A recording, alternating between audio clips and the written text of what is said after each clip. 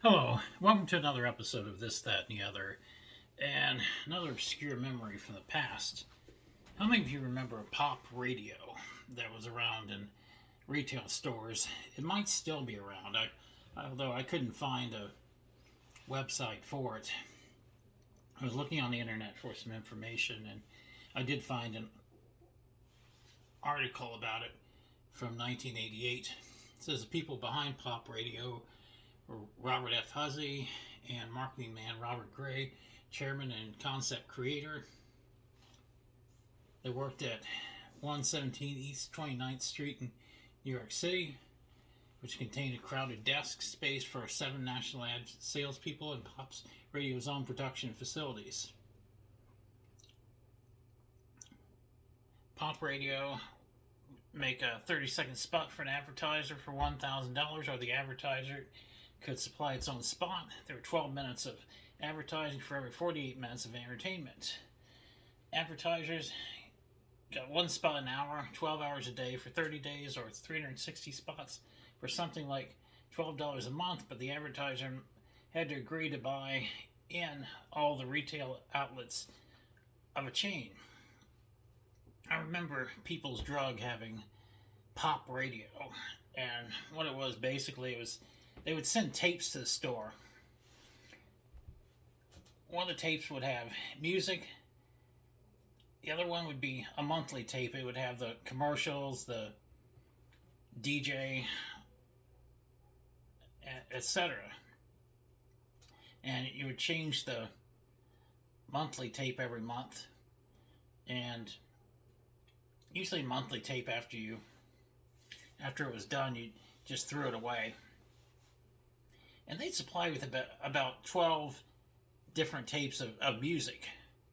So every now and then we'd switch the music around.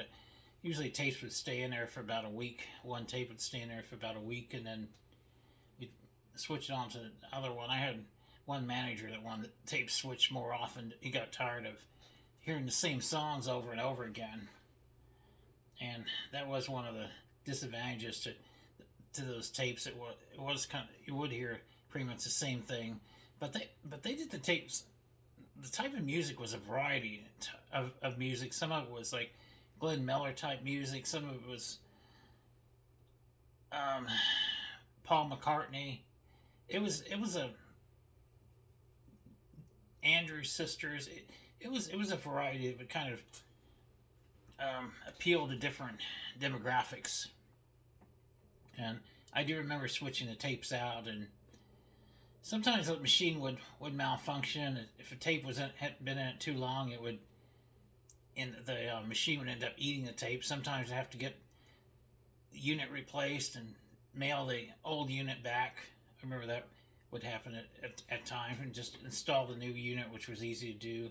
Just took it up to some wires, and I do remember pop radio. I remember the tapes and everything. They were around when People's Drug was around, and other retail outlets had them as well. I don't know who else besides People's, but once CVS bought out People's, CVS eventually phased pop radio out, and they came up with something else, and now I believe they used Muzak. I believe that's what.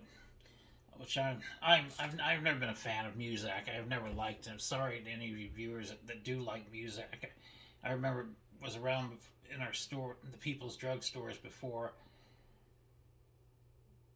pop radio, and at the time Muzak was even worse. There was no singing on it. It was just instrumental versions of various songs. I didn't like it at all. It's a little better now, but the variety, they keep playing each day. They keep playing the same songs over and over again, and it gets repetitive after a while. There's not enough of a variety as far as music is concerned, in my opinion. But those are memories I have of pop radio. I don't know if it's actually still in existence or not. Still being used in stores. I have no idea. Like I said, I didn't find a website. Just found this 1988 newspaper article. But I remember they had that one song about the boy that wanted the doll. William wants the doll. I remember that song. And remember store manager threw the tape away. He didn't like the didn't like the song. I remember that. I remember that one. And that's basically what I was able to remember on pop radio. And like, I'm still looking for more ideas on shows to do.